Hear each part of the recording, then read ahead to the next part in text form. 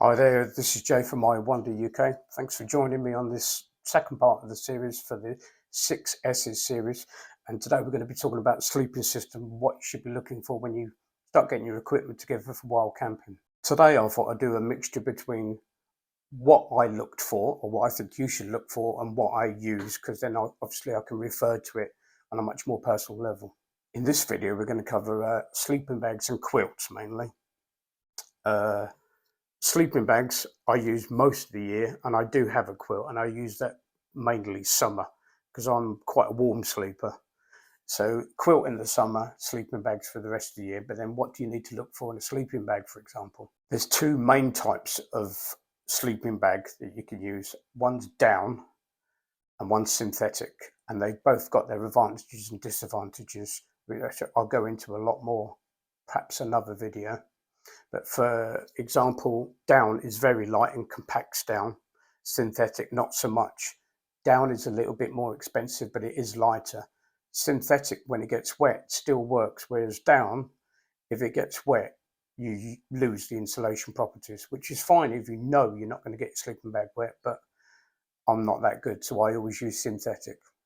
Second consideration for your sleeping bag would be the temperature rating. They come with 3 ratings, and I always think of them as the comfort rating is what they give you, and then the extreme. The comfort rating is what the average person will get away with at night and feel comfortable with. The extreme will mean you're not going to die. It might not be comfortable, but you're not going to die, apparently.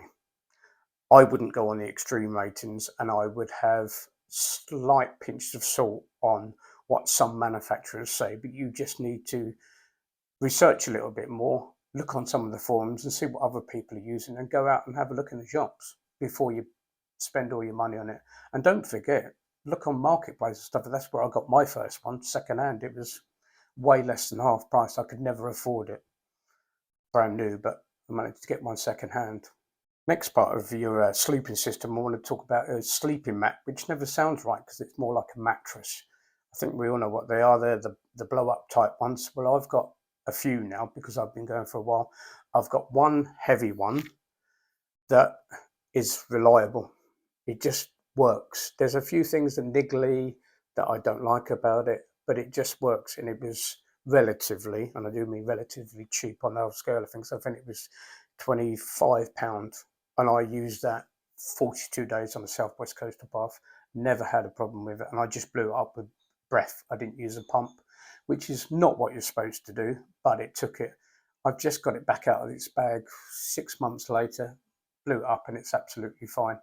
I took it out in -2 last week and kept me warm all night. So you don't necessarily have to, but then there's the weight disadvantage. The other extreme, in the summer or late summer, I did 2 Moors Way, or Devon coast to coast, and I treated myself to a really lightweight one, which was a lot of money.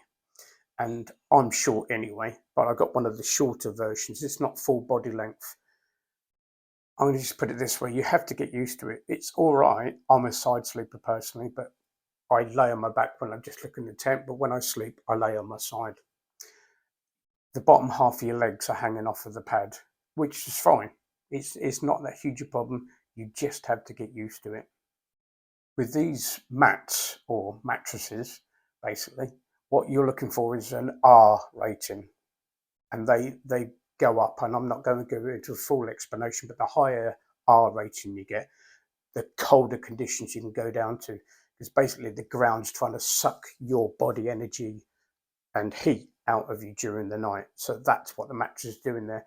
It does add comfort, but for example, in the summer, I don't use one at all. I use one of those Z like foamy mats. It's not there for comfort. It's just to keep the cold being drawn out of your body. You can always supplement that mat, and I do every time. When it's cold weather, I have a silver foil mat. I got it off of AliExpress. It's 2 meters wide. I cut it down in half. I think it cost me £8, but that thing's brilliant. I would recommend one of those. Put it on the bottom of your tent, and it also gives you space to put your equipment, so your equipment's not on the floor, because you can have issues with other stuff in your tent, with batteries being cold and stuff, and it protects everything. The second item I got, which I just bought recently, and I thought it was quite expensive, I think it was £16. It's called Light AF. It's like a grey bonded like mat. It's about 3 mil deep, but that's brilliant. And the reason why I love that thing, it's called Light AF, but it should be called Sticks Like Shit, because when you've got that underneath your sleeping mat, it doesn't slide around. It prevents all that, which is brilliant. Just another one of those things you don't need to be, but I'd advise you to be looking out for. Basically, in your sleeping system, you're looking at ways of not losing your heat overnight. And there's 3 different ways you can lose your heat. That's radiation, convection, and conduction. But I'll be going into all 3 of those in another video. I think I've titled it How Not to Freeze While Camping. Check it out in the description below. Another thing I'm going to include in your sleeping system is how do you personally sleep. Most of the time, like when I'm at home, I sleep naked, and I can do that when I'm out camping. But when it's really cold, I would recommend merino wool. It's magic. It's lightweight to come. You can pick it up fairly cheaply. They're like long johns and a long vest. I got mine from Decathlon. I think it was £20 for the pair when I got mine last Christmas on special offer. I combined that with a pair of long wool socks and a beanie or a hat to go over your head, so you can wear in your tent when it's cold. But I don't recommend wearing much more than that. There's a scientific reason that I'm not going to go into now, but too many layers in a sleeping bag, you can't actually warm up the air in the sleeping bag, so it actually makes you colder. So keep it to the minimum, but I recommend merino wool. Another thing to be looking out on your list of equipment, I'm afraid. Besides your pajamas, your merino wool for the night, another 2 things I would suggest just before you go into bed. Do a little bit of light exercise. I'm not talking about going for a run for half a mile. Do some light stretches, roll your shoulders out, move your legs out, stretch your calves back out again so they don't cramp up, particularly if you've been walking for a long time that day.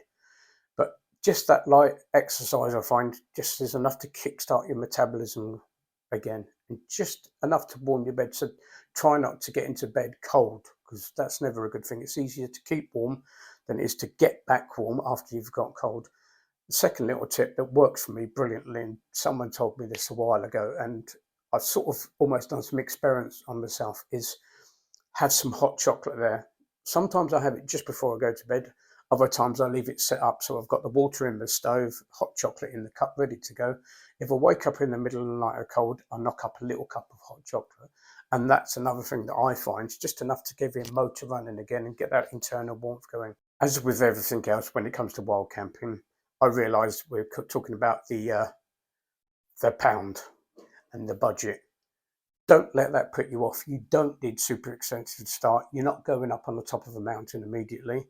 Start off at the level that you want to start off with and look around for the cheap options. Now, I'm not suggesting putting yourself in danger, but you don't need to go and get a new mortgage just to start while camping. Start off a little bit slower. Like I said before, start in your garden just to see if it works overnight. Check the temperature that you're sleeping in.